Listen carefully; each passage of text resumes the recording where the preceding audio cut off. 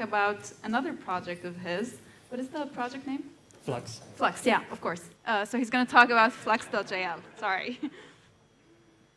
Yeah, so yeah.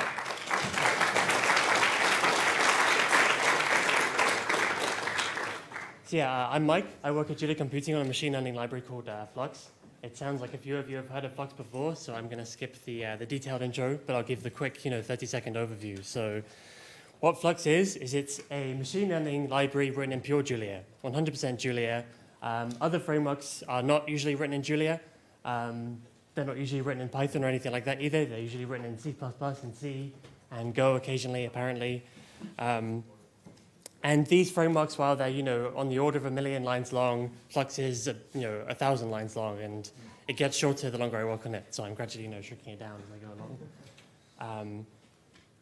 How is this possible? Well, it works because we're able to write the full stack in Julia. We start with our GPU kernels written in Julia with Tim Bezard's wonderful CUDA native. We work up to mathematical expressions, and then we start building Keras-like libraries on top of that.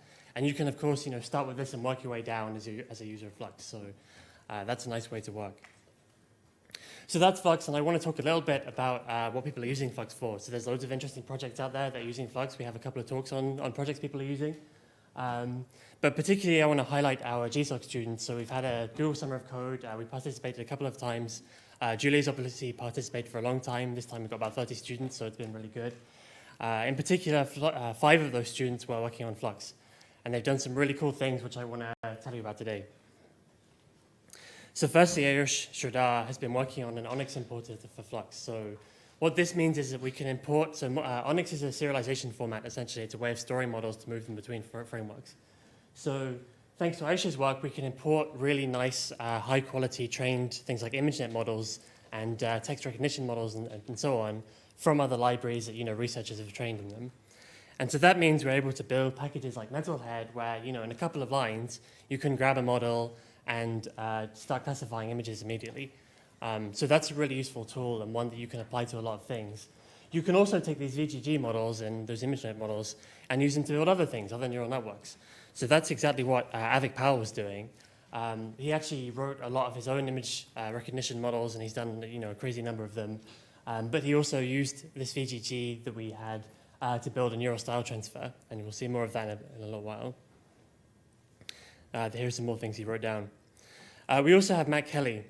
So Matt Kelly is a PhD student in Canada, where he's building the model for this paper, which is a speech recognition model. So the hard part of this model is actually not the model itself. That's a fairly easy recurrent network. But the loss function, the part that tells you how well your model is doing compared to the ground truth, is really, really tricky. And to do this, he had to write, he's actually never coded a GPU before, but he wrote down all the CUDA code for this loss function. And it's 10 times faster than the naive version that you might write down just using the normal Curie things. And so he's managed to do all of that, which is really cool. I can show you a quick demo of this setup. I don't know if I have sound, but let's find out.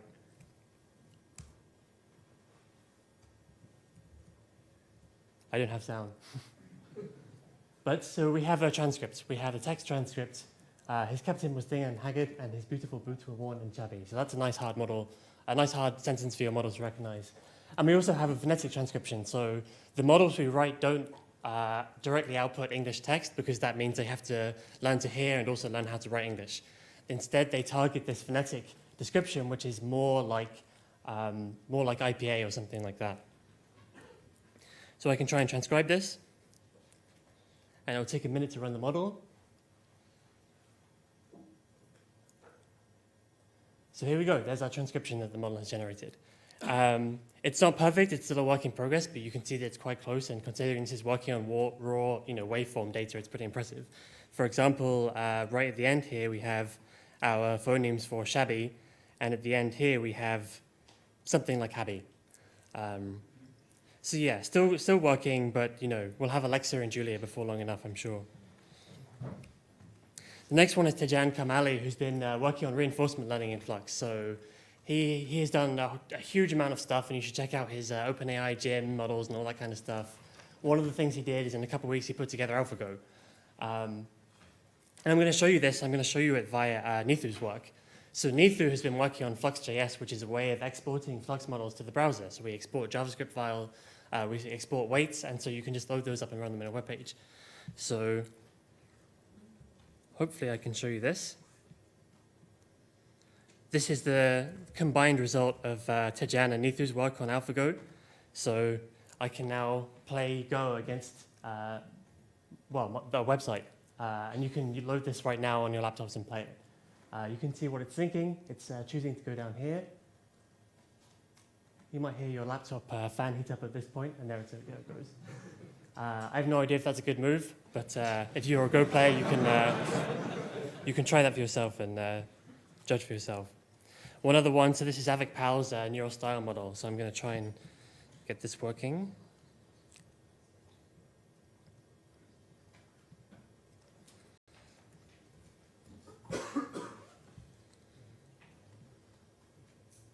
Oops, that's what I want. I'm going to do my best to get a picture of the audience here.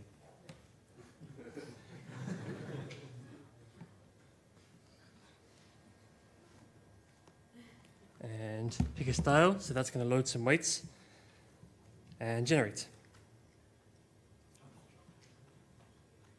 Okay, there you go.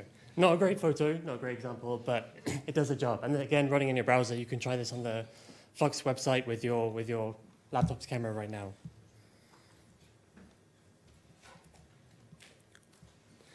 So that's really cool. That's kind of an unfairly short summary of all the work that they've done over the summer. It's actually really amazing how productive they've been. I've been really impressed. They'll be in the poster sessions if you want to see more in more depth about what they've been up to. I think a few of them in the audience are in. I think a few of them are in the audience as well now. So I think we should give them a round of applause.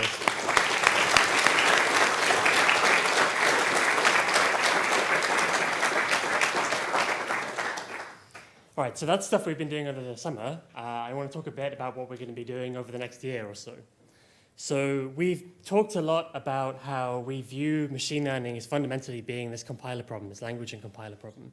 And the performance problems, the problem of expressing a model well and then making it run really fast, that's a compiler problem which Julia is well placed to solve. So the main compiler problem that we're interested in to begin with is AD, so the tool that we use to take derivatives. To kind of introduce Flux's view on this, I want to kind of give a really basic school level example. So these are the kind of expressions which you probably learned to differentiate in school. And you learned that, the differential of the power, you take the power down and add 1 and so on, so you get 6 plus 2. You can apply this repeatedly, and then you get just 6 and so on, right? You get a series of derivatives. And the most complex machine learning models are not much more complex than this, really. They might have 1 million parameters or something like that, but they're essentially it's the same process. Of course, writing a gradient might get tedious, so the promise of AD is that we can write something more like this, where we say derivative f of x, and then we get, hopefully, roughly the same code that we would have written by hand.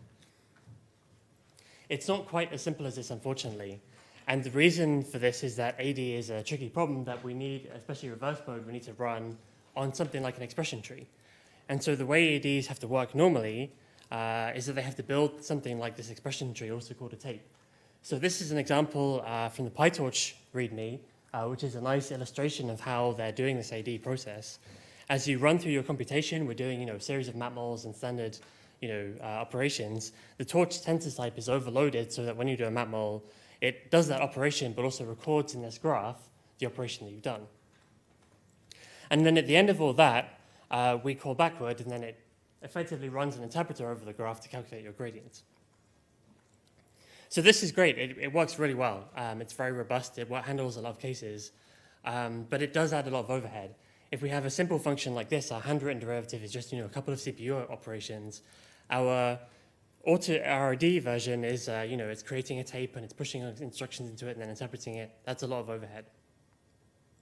So can we do something better which actually achieves the handwritten version of this without losing any convenience? And with that in mind, I'm going to introduce an experiment that I've been working on for the last couple of months, which I'm calling Zygote. Zygote is a very experimental AD, or it's part of an AD anyway, which I'm hoping will gradually integrate with other AD projects in Julia.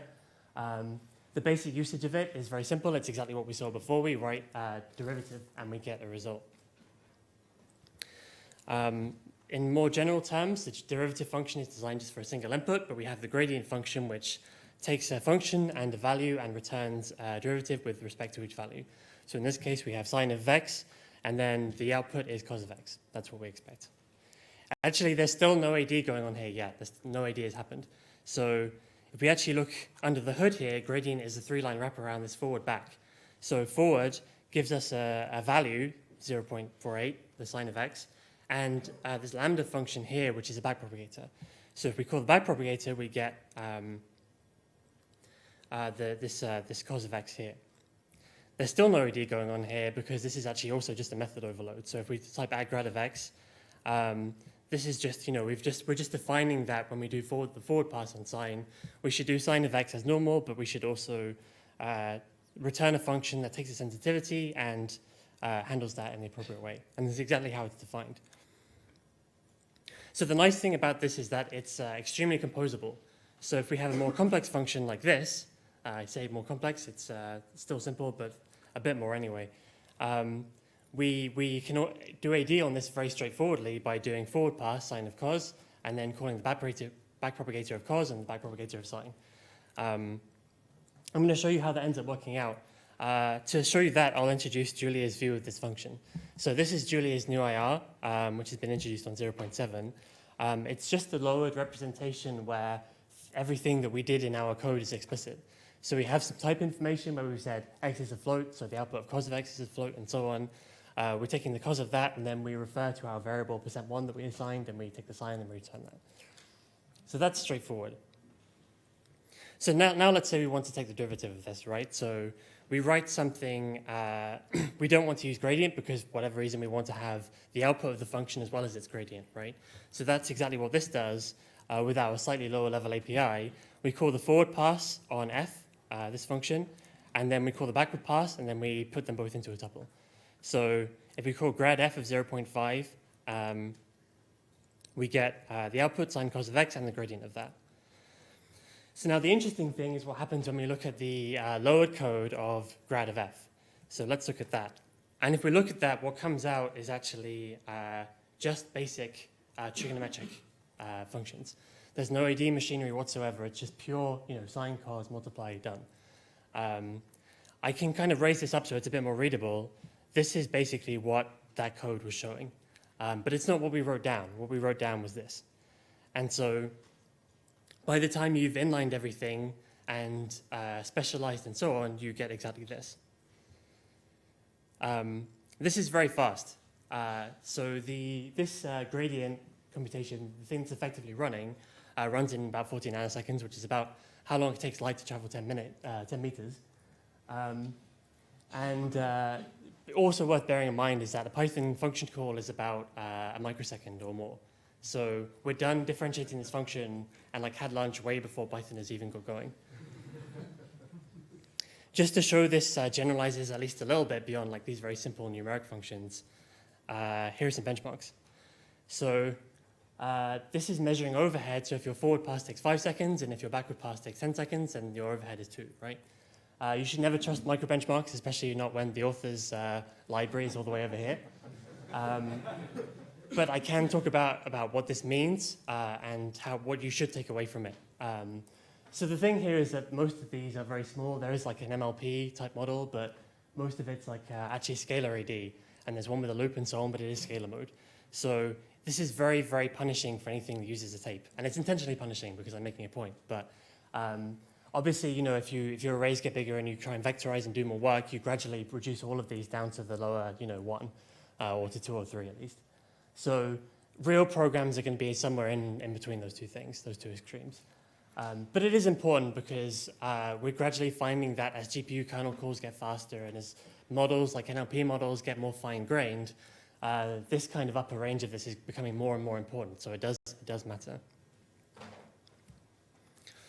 So at what cost, right? This is the first question that you should ask when anyone says to you, I have this thing, it's really fast. What horrible things do I have to do? Do I have to build graphs and all this stuff, right? So I actually want to suggest that this is not just a fast way of doing AD, but actually a very natural way of doing AD, which makes a lot of sense, even if we weren't that bothered about speed. So let's have a quick look about how this looks on more complex models on ML models. So one thing that we have here is that, so we have a very simple linear regression and logistic regression type problem. We have the gradient operator. So this is very nice. It's how a lot of ADs in Julia work. But it has a problem, which is that we have to feed in all of our weights like through the stack of functions, which is not ideal if we have a machine learning model with hundreds of parameters or thousands of parameters. So Zygote and doing this AD in the compiler, and Capstan will have this as well, allows us to actually differentiate with respect to implicit parameters. So if we can write our model more like this. And in this case, our loss and predicting loss take only the arguments they need. They just grab W and B from global scope. But we can say to our gradient, well, we pass a function with no arguments, and we say this implicitly takes W and B, and we get gradients with respect to W and B. And you can, of course, put 1,000 parameters in this object, and it will differentiate with respect to all of them. And we can just index them to get them out. And then that will be handled by an optimizer or something like that. So this is a really, really nice way of doing this stuff. It's kind of a little bit magical to look at. Another thing is defining custom gradients. So I really like this, the way this has turned out. It's so one thing is that, so this is exactly how the gradients of times and plus are written down. When we have a tape, we end up recording a lot of stuff, and that stuff uses up memory. So we end up with memory usage linear in the length of our model, basically. Recording is replaced by closing over in this kind of framework. So in this case, the plus definition doesn't close over anything, so we don't have any memory usage from the function. In the times case, we do have some closing over, so we have a little bit of memory usage. So we have control over that, which is nice. We can also use this interface to extend the AD in nice ways. So like gradient hooks in PyTorch, for example, has to be built into the system. You have a way of like saying, when the gradient comes back to this value, don't do this, do something else. This is something you can just write down as a primitive by saying, look, when we hook a gradient with this function, return x as it is, don't do anything to it, but apply this function to the delta that comes back in. And similarly, things like checkpointing. So checkpointing is a way of avoiding the tape memory usage by actually just throwing away all of your gradient information and recalculating the forward pass entirely when you actually calculate the gradients of the model. So you can write that down straightforwardly by saying, well, to checkpoint the function f of x, first just call it, don't do any derivatives on it, just call it normally. When doing the backward pass, do the forward pass again, take the back propagator and push the gradients through it. And that's it, you're done. Another thing that comes out really nicely is error messages. So normally if you get an error message on your backward pass, you get a stack trace from inside the interpreter that goes over your graph. With Zygote, there's no machinery, that's just your code. So you get the error message from your code. So here I have an error in my backwards pass. I tried to do 0 over 0. And it's telling me the error is coming from the multiply here, which is where it's coming from. And this generalizes as well also to things like profiling. So if I profile and this is expensive, I'll get the profile line here and I'll get it here to tell me this is taking a lot of time in my forwards and backwards passes. Again, not having to debug through this graph stuff. I should emphasize that it fully handles control flow. It's a fully dynamic AD like PyTorch has. We have this function here which computes a power using a loop. We do cube of x is power of x to the 3. And then we cube it, and then we can take the gradient. So that's all very straightforward.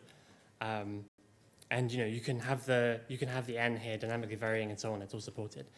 In fact, the dynamism is showed, I think, best by an example like this, where I actually pull the function I'm differentiating out of a dictionary based on user input. So I can read a line and I say, okay, I type in sign, and then I apply that function to x and I get a result. This is happening at the source level, but it's still handling the dynamism that exists here. And one thing about this is that it's not well typed. It's not type inferable, right? The performance model of the backward pass will match the performance model of the forward pass. So if your forward code is type stable, your backward pass will be too. So that's a nice thing about the way this fits together. Another really cool thing is that if we were doing something this invasive in any other language, we'd have to modify the compiler. But in Julia, we can actually hook into the compiler using various tricks, mostly pioneered by Jarrett Revels. And we can do those things, and we can have a package that actually does all of this crazy stuff, and we can push this further to do things like model parallelism and so on as well. I'll give you one last example, which I'm going to live demo. So this is a derivative calculation very similar to the one I showed you at the beginning. If we run it, we're going to notice that the output is always the same. Let's have a look at the code typed. So again, like the sine example, the code typed is very minimal. We've gotten rid of all the AD overhead. It's worth emphasizing that this is only possible on 0.7 because all the crazy optimizations it has now. It's kind of nuts how much abstraction this is working its way through. It's insane. If you look through the source code, you'll see all like the wrappers and wrappers and wrappers of convenience functions and so on that I'm using. But it's not quite there because this is still code that is doing more than it needs to, right? It turns out that LLVM will finish the job in this case. And if I look at the LLVM code, this entire expression gets compiled down to return 5.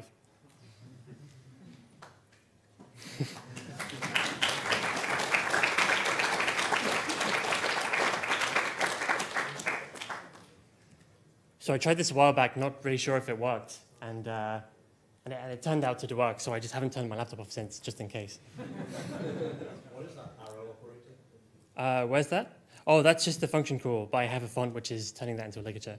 Lambda, so like that.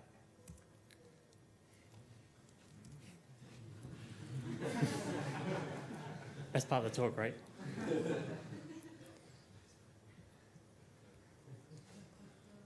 Okay, well, thank you very much. That was it.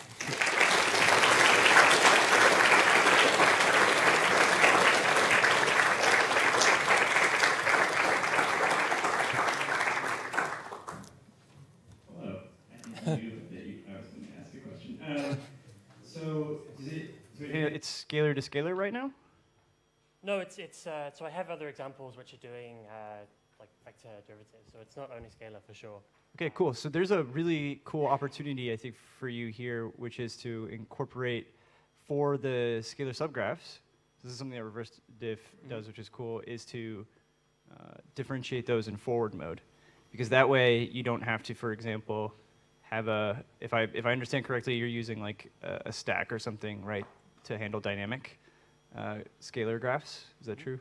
So you can basically get rid of using the stack if you do this like a source-to-source forward mode, basically like what you're doing with reverse mode. But then for the scalar subgraphs, just doing forward mode instead of reverse. But this would be, I could help you do that. Do you want to collaborate on that? We should do that. We should do that. You sound like you'd be a good person to talk to about this. Yeah. We catch up. No, very exciting. The LLVM example was great. So. Cool. I'm very glad you like it. Yeah.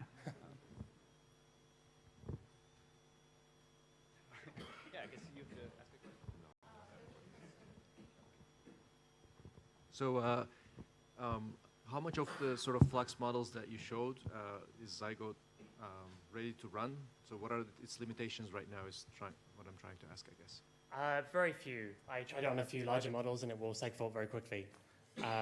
One thing about this, so like the operator overloading approach is just like you do a few overloads and obviously it's very hacky and so on, but it will just differentiate through everything that you have, dictionaries and mutable state and so on. In a source level AD, you have to implement all that stuff yourself. So we have a gradient definition for constructing a tuple, for example, and a gradient definition for indexing a tuple and so on. So the downside of this is that it's a lot of work to actually just put all of that stuff together.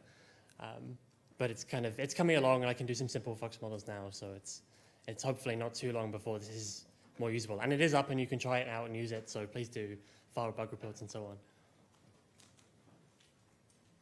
Other questions?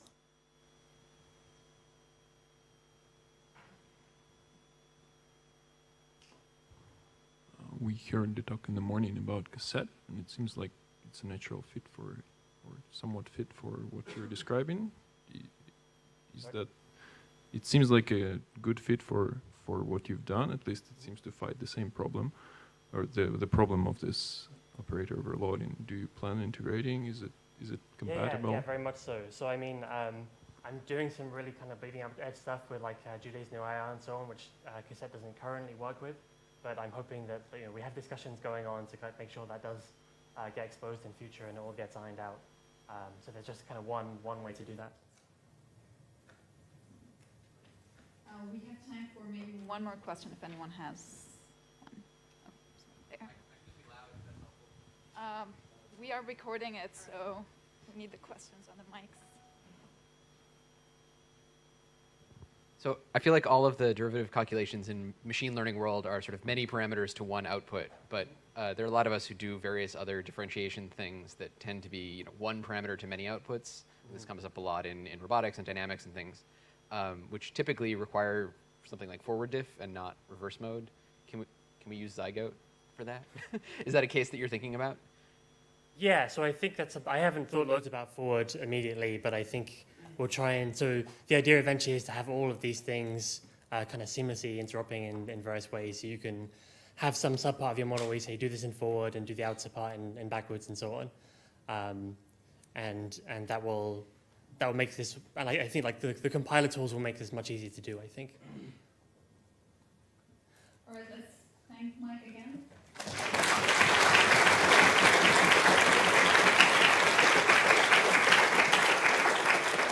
I'll just mention quickly, we have the Flux, we have various hackathons on Saturday, including a Flux one, so please do come down and try out some stuff and ask questions and so on. I also have stickers down here, so come grab some of those, and there will be t-shirts at the hackathon as well if you come down. So thank you very much.